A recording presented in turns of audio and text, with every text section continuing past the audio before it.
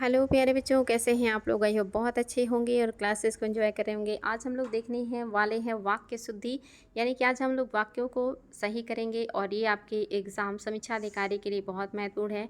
साथ ही अन्य एग्ज़ाम में भी यहाँ से प्रश्न आते हैं। आज आपका पहला प्रश्न है, निम्नलिखित में से किस विकल्प में शुद्ध वाक्य है? आपको बताना इसमें से कौन सा विकल्प है जो शुद्ध वाक्य का सही है। पहला ऑप्शन है, महादेवी छायावादी कवयित्री थी। दूसरा है, जब भी आप आओ मुझे मिले। तीसरा है, आपका दर्शन पाकर मैं धन्य हो गया। चौथा है, रमा ने अपने भाई से पुस्तक पढ़ने को कहा। आपको बताना है कि कौन सा है जो आपका शुद्ध वाक्य है, और ये भी आपके लिए शानदार प्रश्न है बच्चों, याद रखेंगे। जो सही है वो है आपका केवल और केवल चौथा, रमा ने अपने भाई से पुस्तक पढ़ने को कहा, ये सही है। आपका पहला गलत है, क्योंकि आपके कवयित्री में आपका मात्रा बड़ी की होती है। और आप जब भी आप आओ मुझे मिले, ये गलत हो गया, ये सही नहीं है। आओ और मिले का कोई कॉम्बिनेशन नहीं है। आपका दर्शन पाकर मैं धन्य हो गया, ये भी आपका सही नहीं है।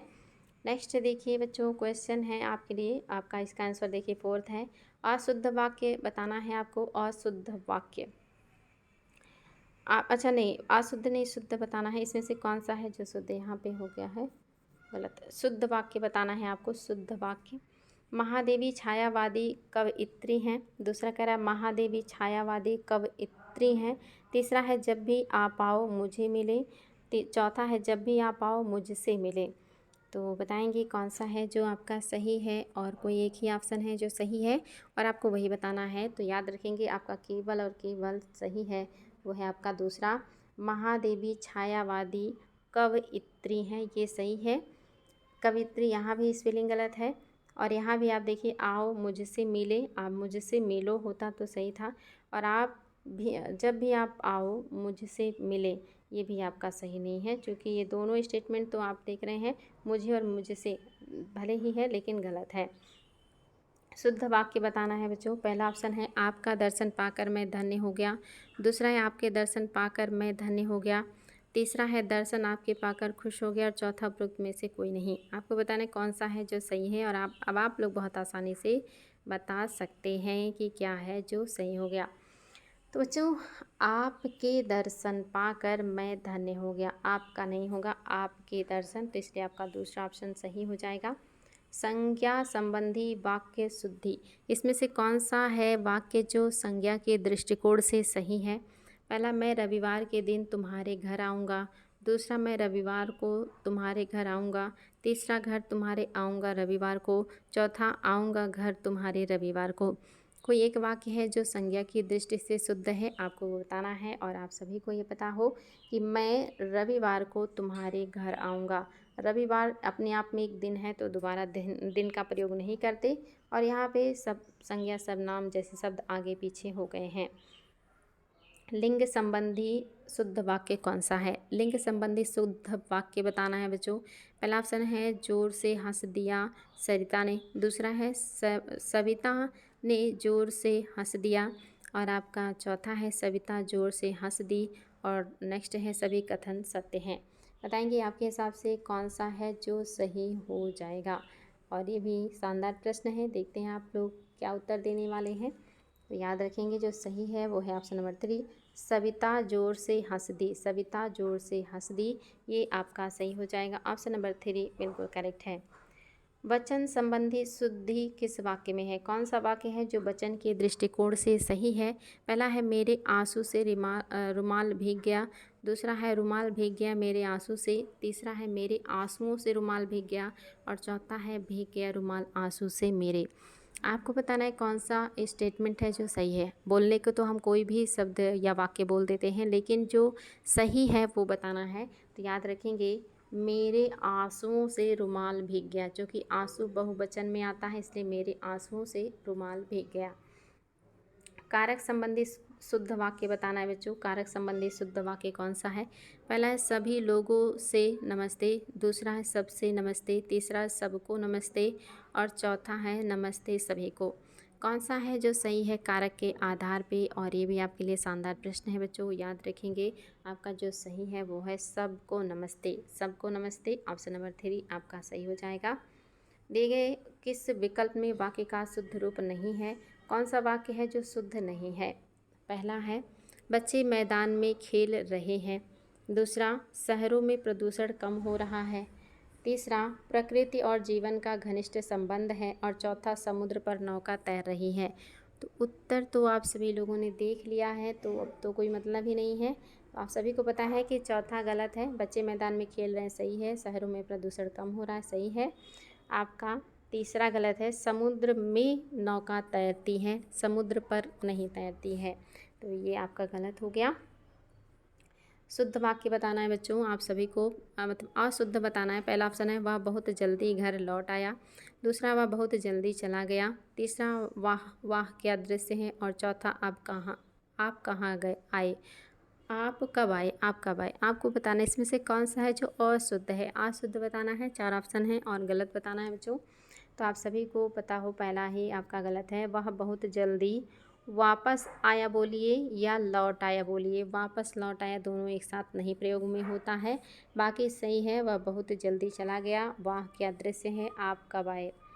किस वाक्य में वर्तनी संबंधी अशुद्धि है। कौन से वाक्य में वर्तनी संबंधी अशुद्धि है। पहला है यह उच्च कोटि का ग्रंथ है। दूसरा, बच्चों को मेरा आशीर्वाद देना।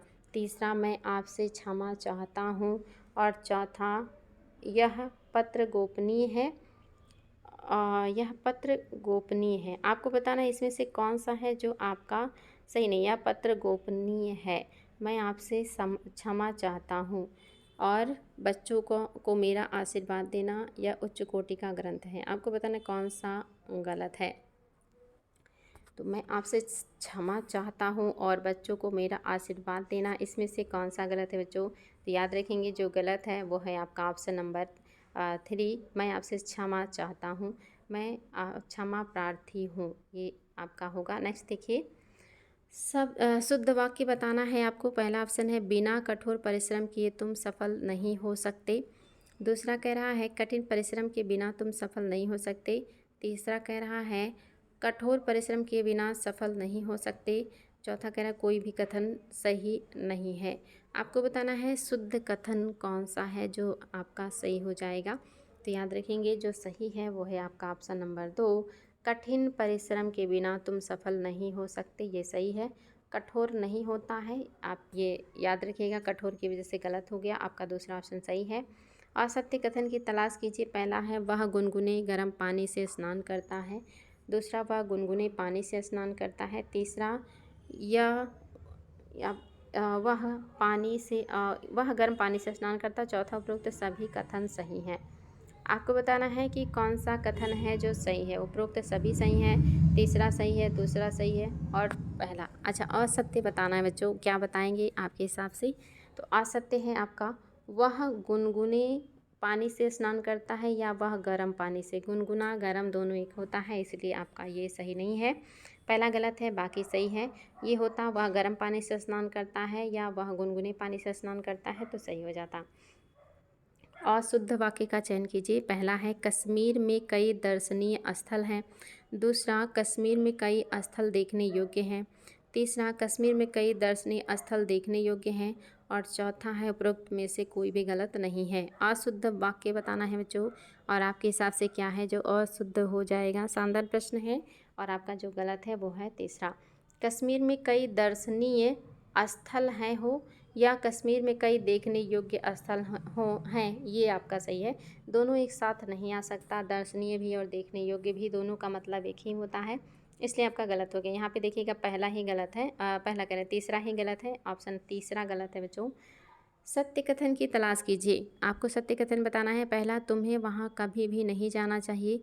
दूसरा, तुम्हें वहाँ कभी ही नहीं जाना चाहिए। तीसरा, राधा मेरी परम प्रिय स्नेही है। और चौथा, राधा मेरी परम प्रिय है। इस बार आपको सत्य कथन का तलाश करना है। 4 ऑप्शन में से कोई एक ही सही है और आपको वही बताना है। जो सही है वो है राधा मेरी परम प्रिय है। तो आपका पहला गलत है, तुम्हें वहाँ कभी नहीं अच्छा परम प्रिय है, तुम्हें वहाँ कभी, अच्छा हाँ सही, ये गलत है, कभी नहीं जाना चाहिए, कभी भी नहीं होता है, यहाँ कभी ही नहीं होता है। और परम प्रिय को ही स्नेही कहते हैं, इसलिए ये दोनों एक साथ नहीं हो सकता। राधा मेरी परम प्रिय है या राधा मेरी स्नेही है, ऐसे शब्द का प्रयोग किया जाता है, तो चौथा सही है। शुद्ध वाक्य बताना है, आपके सामने है 4 ऑप्शन। मैं आपका सदैव आभार मानता रहूँगा, दूसरा आपका सदैव ऋणी रहूँगा, तीसरा मैं आपका सदैव आभारी भी रहूँगा, और चौथा आइए पधारिए आपका स्वागत है। आपको बताना है इसमें से कौन सा वाक्य है जो आपका सही है बच्चों, और बहुत ही बढ़िया है, कॉमन सेंस का है और आप सभी को पता हो। आपका ऑप्शन नंबर 2 सही है। आपका सदैव ऋणी रहूँगा सही है। मैं आपका सदैव आभार मानता रहूँगा, ये नहीं होता है। मैं आपका सदैव आभारी रहूँगा होता है, मानता रहूँगा नहीं है। मैं आपका सदैव आभारी भी रहूँगा गलत है। आइए आपका स्वागत है या पधारिए आपका स्वागत है, ये होना चाहिए। आइए पधारिए दोनों समानार्थी हैं। शुद्ध वाक्य का चयन करना है बच्चों। पहला है मेघ पानी बरसाते हैं, दूसरा आप कब लौट आए, तीसरा वह मेरा स्नेही आत्मीय दोस्त है, चौथा आपका आगमन कब होगा। आपको बताना है कौन सा कथन है जो सही है, और जो सही है वो बहुत शानदार है, और आप सभी को पता है कि आपका ऑप्शन नंबर 4 सही है। आपका आगमन कब होगा। पहला गलत है, चूँकि मेघ बरसाते हैं होता तो सही था, बरसाते हैं क्या, पानी ही बरसाते हैं, तो इसलिए दोनों नहीं आएगा। आप कब लौटे ये होना चाहिए, या आप कब आए ये होना चाहिए, लौट आए नहीं होता है। आप वह मेरी स्नेही और आत्मीय दोनों एक समानार्थी शब्द हैं, इसका प्रयोग एक साथ नहीं हो सकता। निम्न वाक्यों में से कौन सा वाक्य सही है, कौन सा वाक्य सही है। पहला ऑप्शन है मेरा नाम श्री जयप्रकाश है, दूसरा कई वर्षों तक भारत के गले में पराधीनता की बेड़ियाँ पड़ी रहीं, और आपका चौथा मतलब तीसरा है यह काम आप पर निर्भर है, और चौथा मैं आपकी भक्ति या श्रद्धा करता हूँ। आपको बताना इसमें से कौन सा है जो सत्य है। कोई एक ही सही है, बाकी सब गलत हैं। याद रखेंगे बच्चों, केवल और केवल आपका सही है तीसरा, यह काम आप पर निर्भर है, ये सही है। मैं आपका भक्ति या श्रद्धा करता हूँ नहीं, ये आपका गलत है। कई वर्षों तक भारत के गले पराधीनता की बेड़ियाँ पड़ी रहीं, ये भी सही नहीं है। पराधीनता की बेड़ियाँ पड़ी रहीं। मेरा नाम, अपने नाम के साथ श्री शब्द का प्रयोग नहीं किया जाता है। नेक्स्ट क्वेश्चन है आपके सामने, निम्नलिखित कथनों में से कौन सा वाक्य है जो सही है। कौन सा वाक्य है जो सही है बताना है बच्चों। पहला ऑप्शन है यह कहना आपकी गलती है, दूसरा कह रहा है पशुओं का झुंड चारों ओर पानी की चाह में घूम रहा था, तीसरा थोड़ी देर बाद वे वापस लौट आए, चौथा प्रधानाध्यापक लड़के चुनेंगे। आपको बताना है कि कौन सा है जो आपका सही स्टेटमेंट है, और सही स्टेटमेंट में आपका जो सही है वो है आपका पहला, यह कहना आपकी गलती है। यह कहना आपकी गलती है, ये सही है। प्रधानाध्यापक लड़के चुनेंगे, ये सही नहीं है। लड़के चुनेंगे ये सही नहीं है। आपका दूसरा भी देखिए गलत है, मतलब थोड़ी देर बाद वापस आए या लौट आए दोनों एक ही बात है। और पानी की तलाश में घूमते नहीं है बल्कि भटकते हैं, तो इसलिए आपका जो सही है वो है पहला, यह कहना आपकी गलती है। नेक्स्ट देखिए, मुझे मज़ा आती है, रेखांकित शब्द की त्रुटि बताइए। मुझे मज़ा आती है, इसमें कौन सी त्रुटि है। लिंग के कारण है त्रुटि, वचन के कारण है त्रुटि, आपका विशेषण के कारण है त्रुटि, या कारक के कारण है त्रुटि, बताएंगे। मुझे मज़ा आती है, इसमें कौन सी त्रुटि है। तो आप सभी को पता होगा, आता है आती है स्त्रीलिंग पुल्लिंग के लिए होता है, तो लिंग के कारण इसमें त्रुटि है। मुझे मज़ा आता है होना चाहिए। नीचे दिए गए वाक्य का वह भाग ज्ञात करें जिसमें कोई त्रुटि है। यदि कोई त्रुटि नहीं है तो कोई त्रुटि नहीं है चुनें। आपको बताना है कि आपको यहाँ पे अलग अलग भाग दिया है, और आपको बताना है किस में गलती है या किसी में गलती नहीं है। कई ऑप्शन हैं, जैसे पहले में है प्रधानाचार्य ने, दूसरे में है हिंदी अध्यापक, तीसरे में है को बुलाए, और चौथे में है कोई त्रुटि नहीं है। अब आपको बताना है कि कौन सा आपके हिसाब से सही है। तीसरा सही है, चौथा सही है, दूसरा सही है, पहला, इनमें में से किस पार्ट में आपका त्रुटि है। तो याद रखेंगे बच्चों, तीसरे में त्रुटि है, क्योंकि प्रधानाचार्य ने हिंदी अध्यापक को बुलाया होना चाहिए, बुलाए नहीं होना चाहिए, तो तीसरे पार्ट में गलती है, याद रखिएगा। निम्नांकित में अशुद्ध शब्द है, कौन सा शब्द है जो अशुद्ध है? पहला है द्रष्टव्य, दूसरा है अतिशयोक्ति, तीसरा है उच्छृंखल और चौथा है गत्यवरोध। इसमें से कोई एक शब्द है जो आपका सत्य नहीं है, उसकी वर्तनी सही नहीं है और आपको वो बताना है बच्चों। तो आप सभी को मैंने वर्तनी में बहुत सारे शब्दों को करवाया था और उम्मीद है कि याद होगा। उच्छृंखल होता, यहाँ पे आधा चा होना चाहिए था, इसलिए गलत हो गया। बाकी सही है द्रष्टव्य, अतिशयोक्ति और गत्यवरोध। आपका दूसरा गलत है क्योंकि आपका आधा चा होना चाहिए था। बाकी बच्चों हम लोग दूसरे क्लास में देख लेंगे, नहीं तो बहुत ज़्यादा हो जाएगा। आज के लिए इतना ही, फिर मिलेंगे ऐसे ही शानदार प्रश्नों के साथ। Thank you.